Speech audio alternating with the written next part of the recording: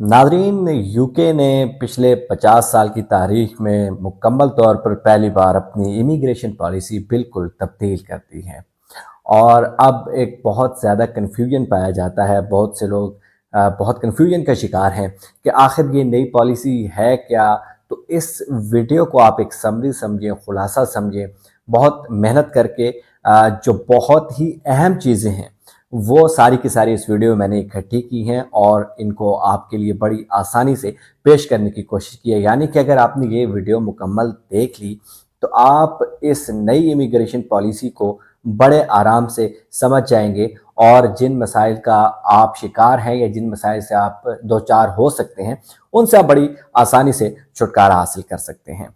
बहुत से लोगों के ये सवालात हैं, जैसे कि कैसे ये मुमकिन होगा कि आप घर बैठे बिठाए आपका वीज़ा रिजेक्ट हो गया होगा या आपको मालूम ही नहीं होगा, या कैसे हो सकता है कि आप यूके एयरपोर्ट पर पहुंचने की नौबत ही नहीं आएगी, एयरलाइन के पास जाएंगे, टिकट आपने ख़रीद रखी होगी और उस मौके पे आपको ऑफलोड कर दिया जाएगा। तो ये कैसे मुमकिन है, ये ईटीए क्या है और बाकी क्या तफसीलात हैं। तो ये इस तरह की बहुत बुनियादी चीज़ें हैं जिनको जान के अगर आप विज़िट वीज़ा पर जाना चाह रहे हैं, आप स्टडी वीज़ा पर जाना चाह रहे हैं, आप वर्क वीज़ा का सोच रहे हैं या मुस्तकिल रिहाइश का सोच रहे हैं, तो इन सारी चीज़ों का जो नई इमिग्रेशन पॉलिसी है उसके मुताबिक जो तफसीलात हैं वो आप तक पहुंचाने की कोशिश की है। तो बुनियादी तौर पर मेरे हिसाब से 5 ऐसे पॉइंट्स हैं जिनको अगर आप जान लें तो आप इस नई इमिग्रेशन पॉलिसी को समझ सकते हैं और आप जान सकते हैं और आप ये तयन कर सकते हैं कि किन बुनियादी चीज़ों का आपने ख्याल रखना है, आपको इल्म होना चाहिए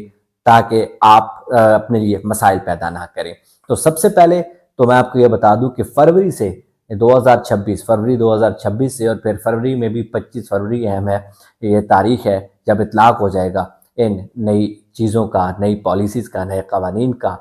तो सबसे पहले तो मैं आपको ये बता दूं कि फरवरी में अब बाकायदा ऐलान कर दिया है यूके ने कि जो नई इमिग्रेशन पॉलिसी है उसका इतलाक़ हो जाएगा और टोटली उसको डिजिटाइज़ किया जा रहा है। यानी कि आपकी जो जांच परख है और जो बाकी कवानीन हैं उनका इतलाक़ हो जाएगा और ये सारी होगी डिजिटल तरीके से। यानी कि जो ई वीज़ाज़ हैं वो काबिल अमल होंगे। अब जो पुराना वीज़ा है वो आपका उस तरह से नहीं रहेगा जिस तरह से चलता था, तो ई वीज़ाज़ को ही जो है वो फ़ाल किया जाएगा।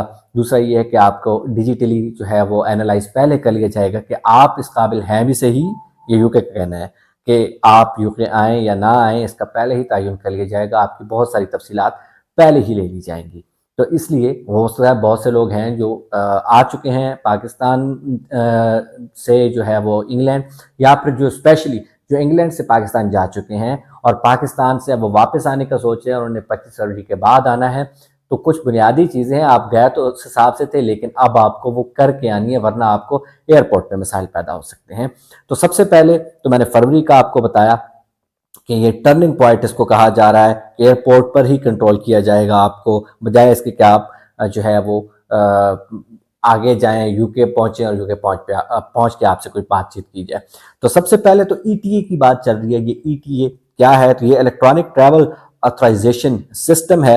ये एक बात मैं आपको बता दूं कि ये वीज़ा नहीं है। बहुत से लोग इसको वीज़ा कंसिडर कर रहे हैं, लेकिन ये बात भी दुरुस्त है कि ये वीज़ा नहीं है, लेकिन इसके बगैर आपका सफ़र भी मुमकिन नहीं है। आप इसको एक मालूमातनामा कह लीजिए जिसके तहत आपके यूके आने या ना आने का फैसला किया जाएगा, यूके होम ऑफिस करेगा, यूके इमिग्रेशन पॉलिसी के तहत किया जाएगा।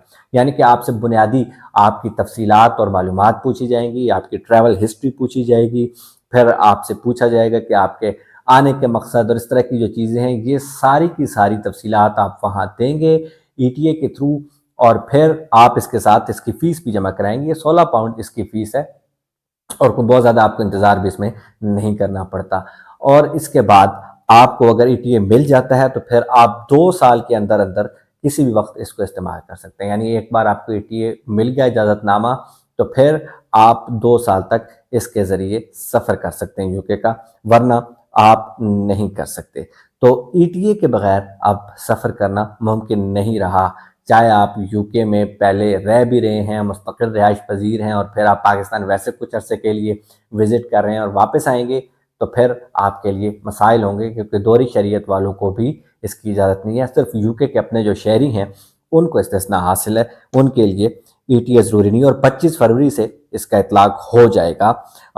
ये अब मैंने आपको बताया कि ETA के बाद जो है अगर आपका रिजेक्ट हो जाता है ETA पे, आपका फैसला हो जाता है, तो फिर आपका ना कोई इंटरव्यू होगा, ना आप एम्बेसी जा सकते, यानी कि आप कोई चीज़ भी जो है उसको इस्तेमाल में नहीं ला सकते, आपको इजाज़त नहीं होगी, बस आप फिर समझे कि मसाइल बहुत ज़्यादा बढ़ गए हैं। दूसरा है पॉइंट, जो तीसरा पॉइंट मैं इस पे कहूँगा, क्योंकि फरवरी का हमने जिक्र किया, ETA का जिक्र किया, वो है ILR और मुस्तकिल रिहाइश। तो आप अगर ये प्लान कर रहे हैं कि आपने यूके में 5 साल गुजारने हैं और फिर आपने मुस्तकिल रिहाइश के लिए अप्लाई कर देना है, तो अब आप ये जान लें कि इसका जो दौरानिया है वो 10 साल कर दिया गया है, यानी कि 10 साल के बाद आप मुस्तकिल रिहाइश के लिए अपनी एप्लीकेशन जमा करा सकते हैं। फीस भी इसके हवाले से बढ़ा दी गई है। और यहाँ आपको ये भी बता दूं कि जो गैर कानूनी जो इमिग्रेंट्स हैं उनके लिए ये अरसा 20 साल कर दिया गया, यानी कि आप गैर कानूनी तौर पे आए हैं और आपने असाइलम अप्लाई किया, तो हो सकता है आपको 20 साल या बाज़ औक़ात केसेस में कहा जा रहा है कि 30 साल भी हो सकता है आपको वहाँ गुजारने पड़ेंगे। फिर आप एप्लीकेशन देंगे और फिर आपकी एप्लीकेशन पर कोई गौर व खौज़ होगा। तो ये आपको जहन में रखना होगा। अर्न्ड सेटलमेंट, यानी कि अब ये इस तरह से नहीं होगा कि आपने 5 साल यूके में गुजार दिए हैं तो किसी भी तरह और आपने पूरे कर लिए और आप पहुंच गए कि जी 5 साल बाद, नहीं।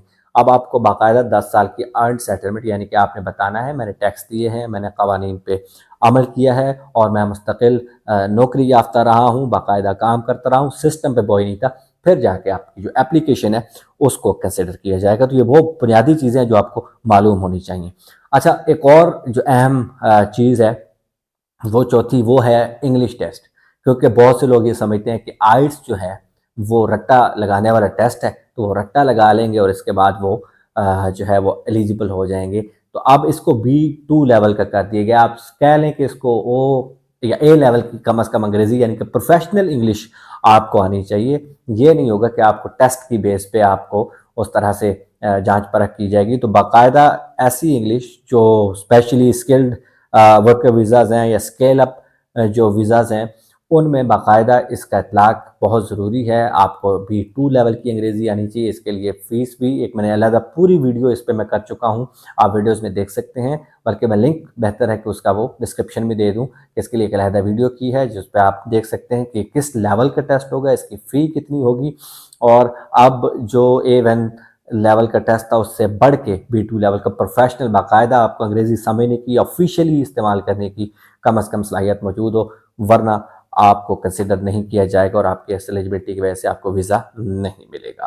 और आखिर में आती है वर्क वीज़ा की कैटेगरी।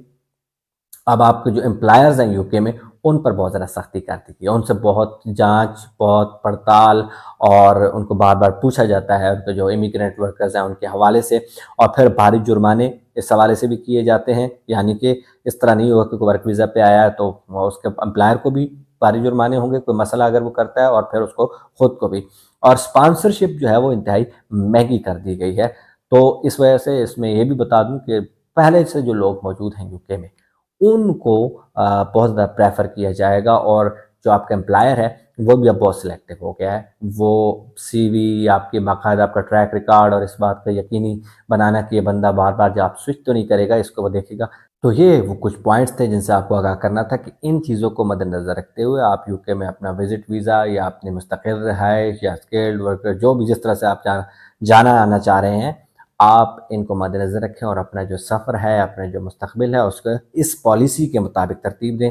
तो आप जो बुनियादी मसाइल हैं उनसे बच सकते हैं। और यहाँ ये एक बार फिर बता दूं कि आने वाले दिनों में और सख्तियाँ यूके हुकूमत ने बता दी हैं कि इमिग्रेशन के हवाले से वो करेंगे ही करेंगे। तो ये थी आज की तफसीलात इस वीडियो में। अपना फीडबैक ज़रूर दीजिए और आगाह करते रहिए, और आपके सवाल से कोई सवाल हो, कोई रहनुमाई चाहिए हो, तो ज़रूर कमेंट कीजिए। Thank you so much. अल्लाह हाफ़िज़।